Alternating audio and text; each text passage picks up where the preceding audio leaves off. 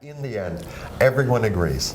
SSD should be as close to the application as possible. 1, read should happen from SSDs. Right. 2, 3, there should be some delay and some continuous migration occurring.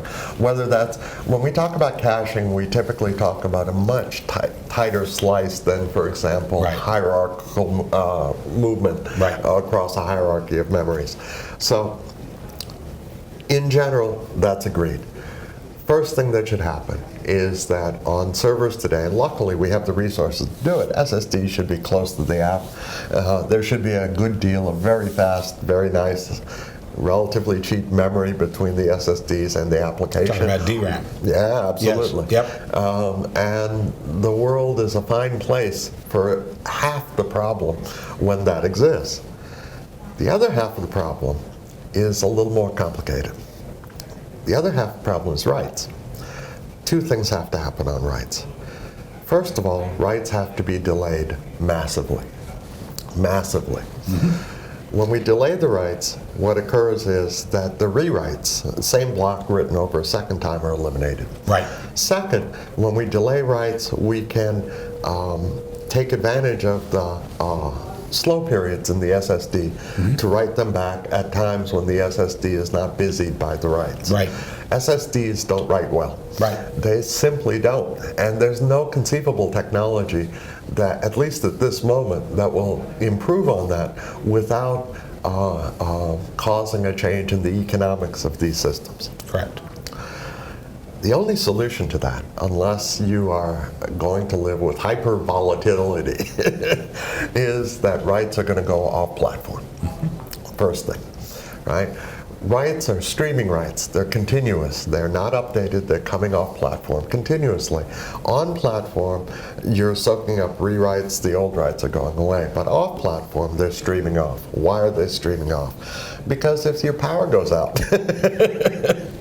those writes have to be alive. Well, we also have a slightly different architecture that's saying we can, we've been focusing primarily on buffering and caching as the mechanism for improving performance of the overall system. There is another technique. It's called parallelization.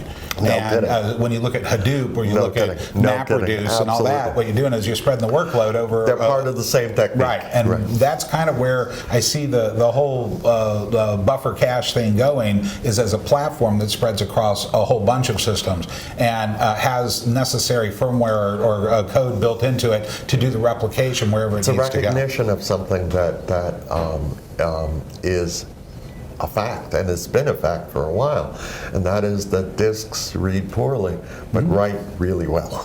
Right? And the key to that is that the disks, first of all, whether it's multiple disks, whether it's striped over multiple systems or not, is simply a question of the data rate. Right. That's all it is.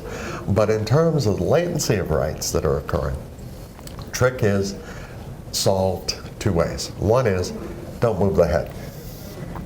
Writes are happening continuously, right? And they're being absorbed by something that appears in retrospect to be a giant write-only SSD. Right? The head's not moving, data's streaming out there, data rates are huge on even relatively modest drives. The price of it is capacity.